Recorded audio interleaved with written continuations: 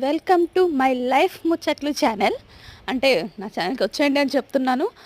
Actually నేను ఎందుకు ఈ దోశని అంత బాగా చూపిస్తున్నానంటే, ఇది అంగన్వాడీ వాళ్ళు ఇచ్చిన పిండి.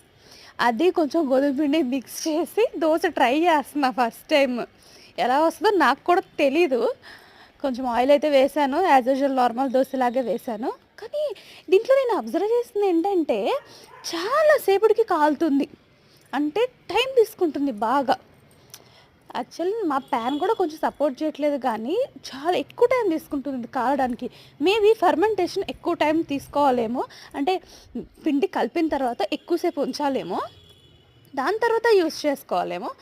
బట్ చూసారా, ఇది చాలా టైం పట్టింది. బట్ వెనక వెనక కూడా ఆ కలర్ చూడండి, కొద్దిగా ఏదో మాడేటట్టు వస్తుంది, కానీ ఇది మాడలేదు, అలా ఉంది అంతే. సో నేను ఈ దోశ ట్రై చేశాను. ఓకే, తింటే ఓకే, పర్లేదు. ఈసారి కారం వేసాను, బాగుంటుందేమో స్పైసీగా.